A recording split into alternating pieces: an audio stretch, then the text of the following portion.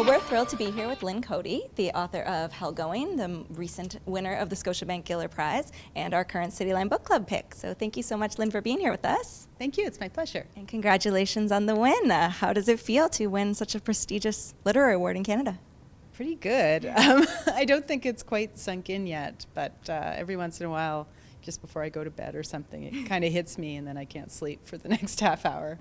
What was it like sort of in those first moments? It's so funny. My husband just asked me this today, and he was actually there with me. But it was funny because I was thinking it's not going to happen, but I was also thinking it might happen, so you have to be ready if it does. Mm-hmm. And so I had my clutch purse open, and I had the speech I had written, because I thought if my name is called, all thought is going to leave my brain, and I'll just rush up without my speech. So I was sort of clutching my speech, but also telling myself, calm down, it's not going to happen, it's not going to happen. And then once I heard my name, it was just like all bets were off, and I just knew that I had my speech in my hand, and I was going to ramble through it somehow, sob through it somehow. Yes, we know you got a little bit emotional during that, but that's understandable. Yeah, it's not really my thing, though. I think I kind of griped about it on stage, that I'm not, I don't like crying even in private by myself, so to cry in front of all of Canada was like kind of strange.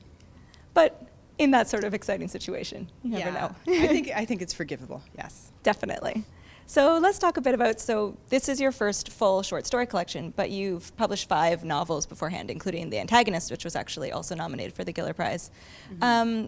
Just love to hear a little bit about your writing novels versus short stories, a bit about what you like about one versus the other, a bit about, is your process different between the two? Yeah, it's very different, actually. With short stories, I tend to, my thing is I always want to be writing, but I feel like when I'm writing novels, it's much more of a project. Like I know that I'm going to be investing at least 2 years of my life into this single long form story. And I've got to take it seriously. I've got to have a game plan. And so I structure and I outline, and I spend like sometimes a year just sort of thinking about characters and developing them. And so it feels like much more weighty an undertaking. But when I'm not writing a novel, I'm just kind of flailing around for ideas for a novel. I still want to be writing, so that's when I'll be writing short stories. And it's a completely different kind of creative energy for me. It's a bit more playful. The stakes feel a lot lower because I know if I start a story, I'm not going to be at it for 2 years, and if it doesn't work, I can just kind of toss it aside and move to the next one. So those low stakes make it really creatively freeing in some way, because I know that I can just do whatever on that page. And if I make a mistake in the middle, it's not like making a mistake in the middle of a novel and having to trash the whole thing. And so I can be really adventurous, and I can just go places I wouldn't maybe normally go when I'm writing a novel. That makes sense. It's a good sort of playing area for a writer, for sure. Yeah, it's a bit of a sandbox. And then when you feel like something's really working, it's great, because I just heard a first-time novelist complaining the other day, last night actually, about how she started a novel a couple of times, and then she'd get to page 75 or so, and that spark, that creative spark that sort of sat her down and made her start writing, had gone away. And every novelist actually faces that, and it's kind of sad, because if you only write short stories, you have the experience of getting that creative spark, writing it to the very end of the story, and then you've got a complete piece of writing, and you just can't do that with a novel. So the writing the creative spark thing is also a big part of the joy of short fiction writing. Yeah, that makes a lot of sense. So with this collection specifically, can you tell me a bit about sort of, how did this one come together? Were there sort of unifying themes and stories you wanted to tell? I know there are a lot of things that come up throughout it. Faith plays a large part, and faithlessness in the book. There's a lot of stories about different relationships, be it couples, siblings, teachers, and students. Were these sort of ideas that you wanted to put all together, or did they just sort of fall together while you were writing? They kind of fell together because these are stories that I've probably written over the last 10 years at different times in my life, like very different times in my life in some cases. And some were written like before my 16-year relationship broke up, and some were written after. And in some ways I feel like I'm a completely different person after that experience. And more mature in a lot of ways. And I feel like that's probably where a lot of the relationship stories came out of, that experience. But generally speaking, I mean, I think the stories hang together so well because, as I was saying, I don't really have an agenda when I'm writing fiction. I'm just sort of splashing around in my subconscious and writing about the themes that sort of perpetually seem to be of interest to me. And faith and faithlessness is one that just seems to come up a lot, completely unintentionally. It's not something I'm planning when I'm actually writing. And I just find human relationships endlessly fascinating. And one of the things I like to do in short fiction is just really hone in on the most awkward possible moments between two human beings, you know, between brothers and sisters, or between, you know, a couple who are still kind of trying to find their feet in terms of their commitment to one another as in Body Condom, or as when Mr. Hope, there's like the teacher-student relationship, and it's a weird teacher-student relationship, and just the exploration of sort of power dynamics and gender dynamics is something I'm really interested in as well. So yeah, I think all those interests just kind of make for a fairly coherent seeming group of stories. And I have to ask if you have a favorite story in the collection, maybe one that you most like to write or you most are happy with in the end. Do you have a favorite?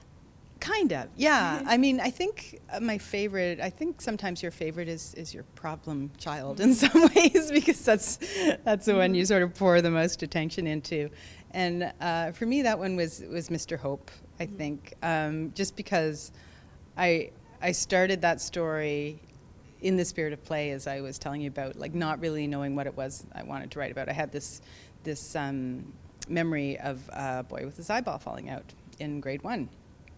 And I didn't even kind of quite believe the memory, because it seemed so crazy that somebody, a teacher, somebody in a position of authority would bring a mangled kid in front of a bunch of children and say, look at this. So I remember like just thinking about this memory going, what was the story behind that memory? What actually happened? And just being kind of gripped by it and wanting to just sit down and write that image and see what happened, see what came out of the story. And usually I have a bit more than that when I start a story, but with Mr. Hope I really didn't. And it took me a long time of just kind of pulling on threads and feeling my way in the dark. I don't know how many metaphors I can use for what the experience was like, but it really felt like I was just kind of feeling my way, piecing this story together and trying to figure out what it was I was actually trying to say about these two characters. So it actually took me about a year before I was satisfied with that story. Well, yeah, I think if you spent the most time with it, then that would definitely hold a special place in your heart. Definitely, yeah.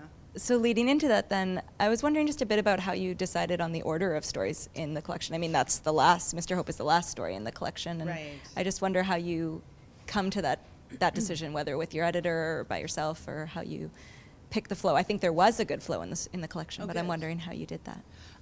It's pretty intuitive. I had a suggested order that I think my editor tweaked a little bit. And a lot of it just has to do with, it's funny because some of these stories feel really old to me, and I don't have like a really strong sense of them anymore. And so, and then others feel like they're still like sitting inside my head basically. And so it was kind of hard to put those stories side by side in an objective way. But ultimately, it just ended up being about pacing and rhythm. Like, the story that opens the collection is called Wireless, and that story begins with a very strong narrative voice, and it's colorful. It uses just kind of colorful turns of phrase, and we felt like it was just a good grabber and a good lively way to begin. And that way, after a story like Wireless, we could have a lower key story with more a calmer pace and more of a low key voice, and then just sort of balance things out like that, and then a shorter story after a longer story, that kind of thing. For sure. I think that's really interesting. So I'm just wondering also, and I'm sure all of our viewers are wondering, what you're working on next? I don't know. I haven't really had the novel bug bite me for a while. I've got a lot of diffuse ideas floating around. I'm doing a really intensive television writing program right now at the Canadian Film Centre, which I'm loving. But it is really intensive, and I'm kind of eating, sleeping, and breathing 5-act structure right now in a whole different mode of storytelling. And it's fascinating. It's really fascinating to be thinking in terms of a completely different genre. So that challenge is kind of dominating my creative brain right now. That's fair. Well, we appreciate you taking the time to chat with us while you're in the middle of a extensive program and right after winning the Giller. Life doesn't turn off. No, it doesn't. Sometimes you wish it would just for a moment or two, but it's been great. Well, enjoy your time as the Giller winner. Well, while you have it, enjoy it as well. Thank you very much. Thank you so much, Lynn. And stay tuned for more great City Line Book Club content with Lynn and Hellgoing for the rest of the month. Thanks so much for watching.